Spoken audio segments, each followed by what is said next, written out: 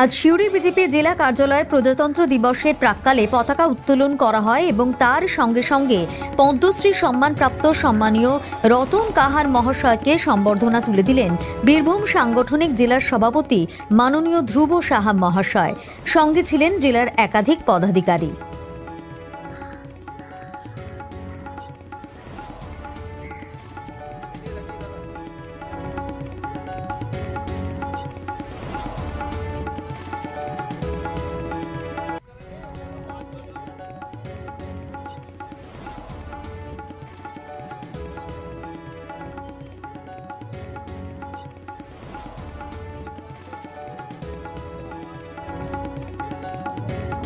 আমি খুব খুশি। আমার এই বার্ধক্যকালে মানে অনেক দিনেই আমি এই গান বাজনা সঙ্গীতের সঙ্গে জড়িত বলেন, কিন্তু আমি অভাব অনটনের মধ্যেও আমি গান করে গেছি। গানের সঙ্গে আমি আমার খুবই প্রিয় গান না গাইলে আমি বাঁচতে পারবো না, এরকম আমার স্বভাব ছিল।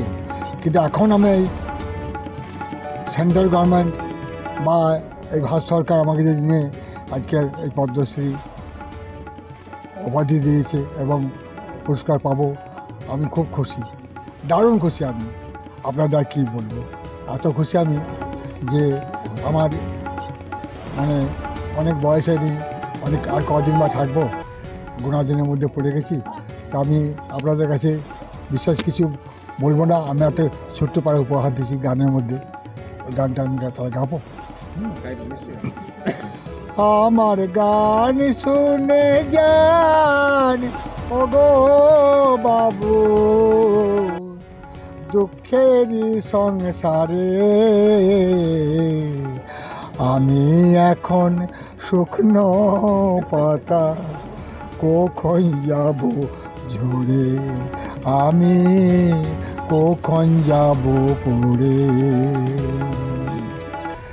চোদ গেল বৈশাখী এলো,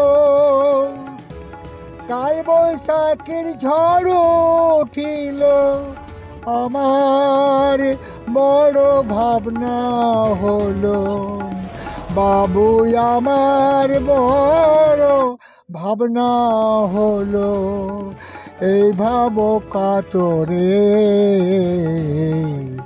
আমি এখন শুকনো পাতা, কখন যাব ঝরে।